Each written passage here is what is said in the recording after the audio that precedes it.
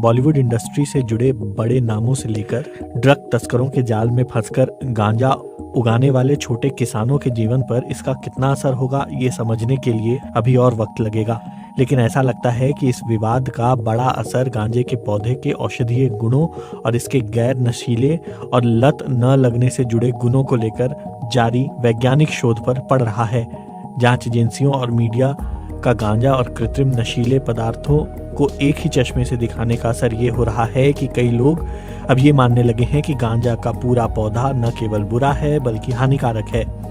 ये हालत तब है जब इस पौधे को लेकर किए गए वैश्विक रिसर्च में ये बात सामने आई है कि इसके गैर नशीले और लत न लगने वाले हिस्से का इस्तेमाल मिर्गी, मानसिक विकारों, कैंसर के मरीजों, दर्द कम करने, कई तरह के स्क्लेरोसिस और त्वचा की बीमारियों में किया जा सकता है। बेंगलुरु में मौजूद नम्रता हेम्प कंपनी के प्रबंध निदेशक हर्षवर्धन रेड्डी सिरूपा ने बीबीसी को बताया, इसका असर ये होगा कि गांजे की खेती और इससे इंडस्ट्रियल और मेडिसिनल प्रोडक्ट बनाने के लिए रिसर्च की अनुमति देने के लिए नियमन प्रक्रिया बनाने का फैसला लेने में अब 3 से 4 साल की देरी हो सकती है। सिरूपा का डर उन व्यवसायियों के डर से मिलता जुलता है जिन्होंने ये सोचकर इस क्षेत्र में कदम रखा कि कानून में उचित बदलाव के साथ इस पौधे का इस्तेमाल कृषि और बागवानी, कपड़ा उद्योग, दवा और स्वास्थ्य सेवाओं जैसे क्षेत्रों में किया जा सकता है। इन उद्यमियों का आकलन है कि साल 2025 तक ये इंडस्ट्री 100 से 150 अरब अमेरिकी डॉलर की हो सकती है।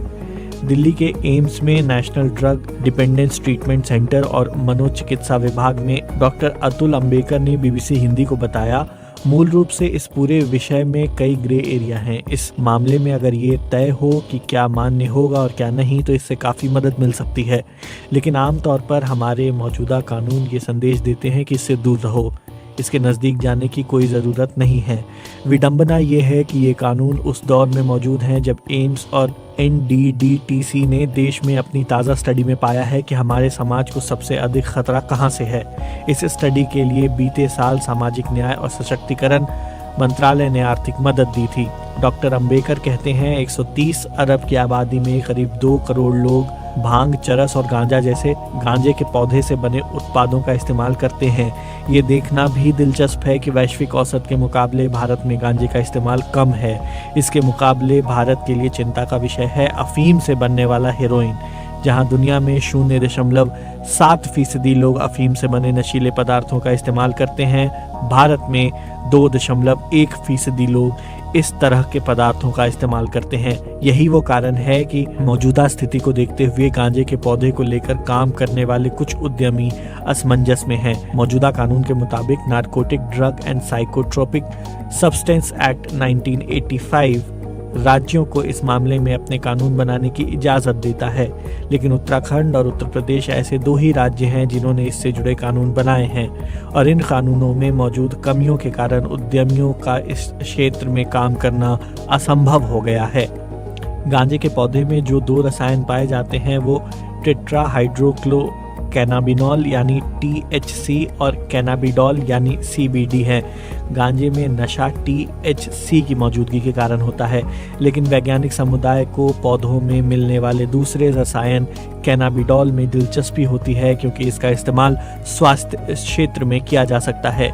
THC में भी कई ऐसे गुण हैं जिस कारण सीमित मात्रा में लोगों के इलाज के लिए इसका इस्तेमाल किया जा सकता है। मुंबई के कस्तूरबा मेडिकल सोसाइटी में आयुर्वेदिक सलाहकार डॉक्टर कल्पना धुरी शाह कहते हैं, जिन मरीजों को ये बताया गया कि दवा में गांजा भी है उनमें इसे लेकर कोई नकारात्मक प्रतिक्रिया देखने को नहीं मिली।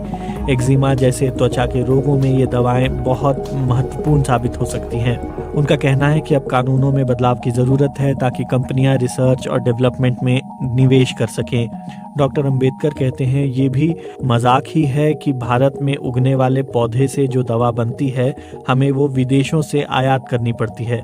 हमारी भौगोलिक स्थिति को देखें तो हम इस मामले में वैश्विक लीडर हो सकते हैं। सिरूपा कहते हैं, मौजूदा दौर में गांजे का सबसे अधिक 80% उत्पादन चीन करता है और वहां इसका इस्तेमाल धागे से लेकर कपड़े तक सभी में होता है। गांजे से जो कपड़ा बनता है उसमें एंटी बैक्टीरियल और एंटीवायरल गुण होते हैं।